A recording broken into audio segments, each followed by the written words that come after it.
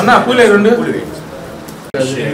శతమానం భవతి బృహస్పతేంద్రియాణిష్యేవేంద్రియే ప్రతిష్టతి వ్రజామహిరణం హరిం సర్వదా సర్వకార్యేషు నాస్తేషాం మంగళం ఏమామ్యహం సర్వమంగళమాంగళ్యే శివే సర్వార్థసాధికే శరణ్యే త్ర్యంబకే గౌరి నారాయణ ఉమామహేశ్వరాభ్యాం నమః వాణీహిరణ్యగర్భాభ్యాం నమః శ్రీభ్యో మహాజనేభ్యో భక్తజనేభ్యో నమో నమః ఆజమ్యావం కేశవాయ స్వాహా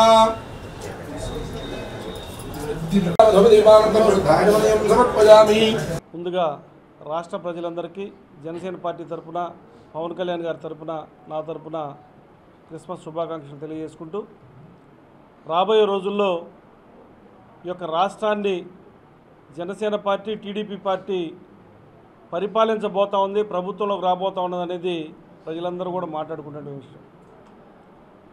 మేముగా మా యొక్క గుంటూరు జిల్లా కానివ్వండి, రాష్ట్ర వ్యాప్తంగా కానివ్వండి, ఎక్కడైతే జన సైనికులు ఉన్నారో, ఎక్కడైతే జనసేన పార్టీకి సంబంధించినటువంటి నాయకులు ఉన్నారో అందరూ కూడా రాష్ట్ర వ్యాప్తంగా టీడీపీ వారితో కలిసి ఈ యొక్క ప్రభుత్వాన్ని, ఏదైతే ప్రభుత్వం చేస్తున్నటువంటి తప్పుల్ని ఎత్తి చూపుతూ ప్రజలందరినీ సమన్వయపరుచుకుంటూ ముందుకెళ్తా ఉన్నాం. అందులో భాగంగా ఈ రోజున గుంటూరు పశ్చిమ నియోజకవర్గంలో ప్రజలందరికీ అందుబాటులో ఉండే విధంగా, జన సైనికులందరికీ, వీర మహిళలందరికీ అందుబాటులో ఉండే విధంగా అమరావతి రోడ్లోని, అంటే పాత నేను పార్లమెంట్ సభ్యుడిగా పోటీ చేసినప్పుడు కూడా ఇదే ఆఫీసు, మరలా జిల్లా ఆఫీసు వచ్చిన తర్వాత అక్కడి నుంచే కార్యకలాపాలు సాగించాం.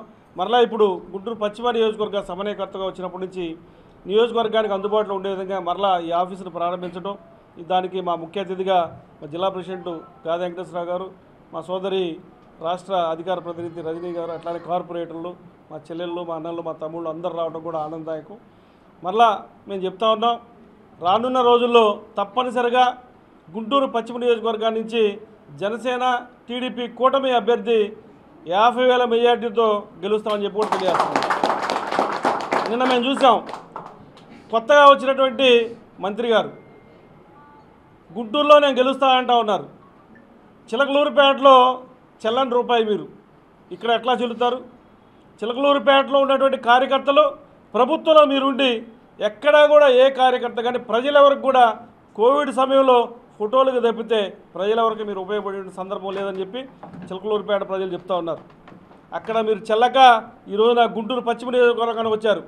ఇక్కడ ఉన్నటువంటి నాయకులందరూ కూడా మీరు చాలా చులకనగా చూస్తూ ఉన్నారు, ప్రజలందరూ చులకనగా చూస్తూ ఉన్నారు. ఎట్టి పరిస్థితుల్లో కూడా గుంటూరు పశ్చిమ నియోజకవర్గంలో జనసేన టీడీపీ అభ్యర్థి గెలుస్తారు. మరలా ఇక్కడ కూడా మీరు చెల్లని రూపాయిగానే వెళ్తారని చెప్పి కూడా తెలియజేసుకుంటాం.